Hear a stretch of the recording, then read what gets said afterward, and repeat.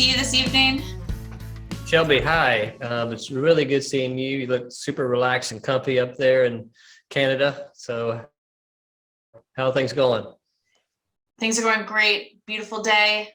I thought we would talk about a topic that is known for particular reasons, but not others, and that's addiction.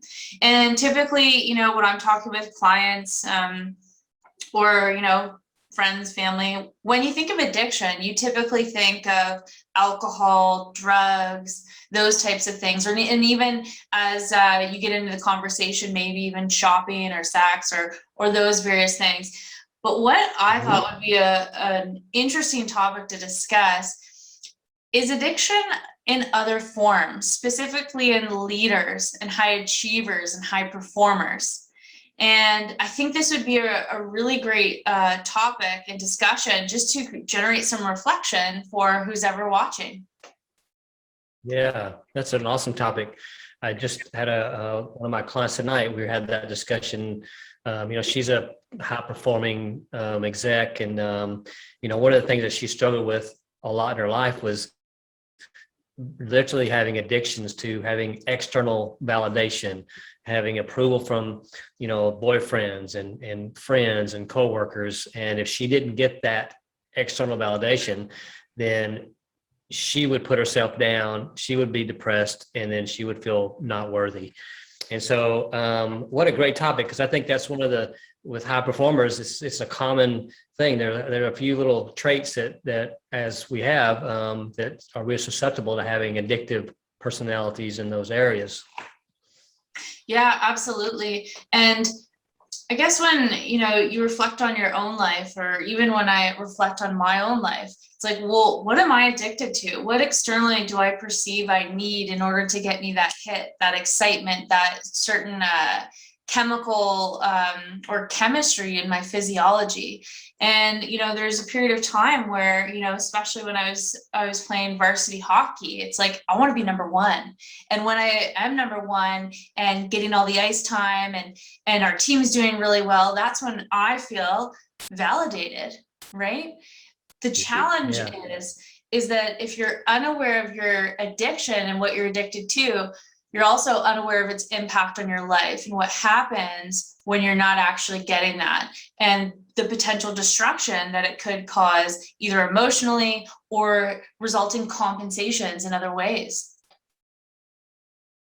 That's a good point. Yep. It's like the dopamine junkies. I've been there as well. You just want to get that fix, and that makes you feel good about yourself and your life. And for me, if I think about my life, so many years I spent being addicted to being validated externally as well from my partner or something, or from my patients. And if I wasn't getting that fed by that, then there was something wrong with me and I didn't feel good enough. And so it's such a great process to go through of learning how to love myself enough and to give myself the validation that I need, and so not be attached to it externally.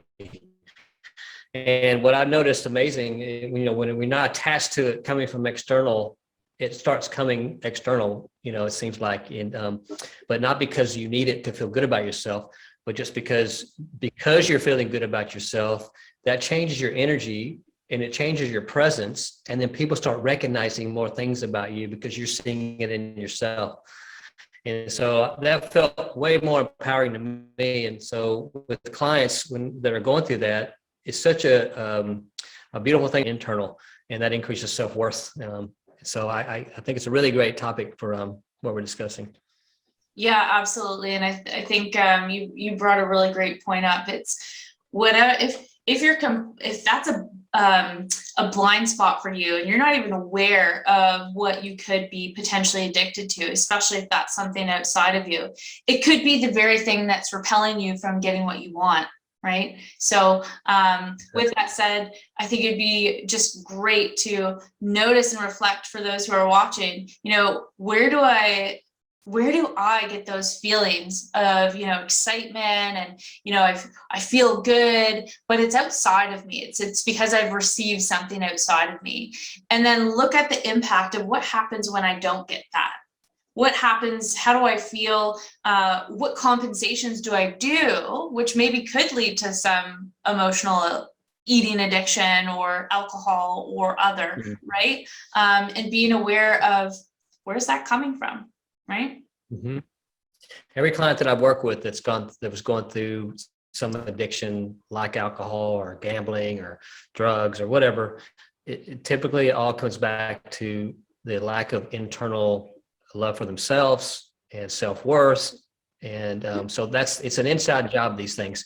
And if you're finding yourself challenged with that, it's just a feedback system that's letting you know that there's something that is not actually being fulfilled inside. So you're trying to find it from outside. So this is where the work would be, is to work with someone to help them guide through that. And that's what I know you do very well. And that's what I love doing as well. So, so I think it would be great for someone, if they're having that issue, to get in touch with us and let's help out. Yeah, absolutely.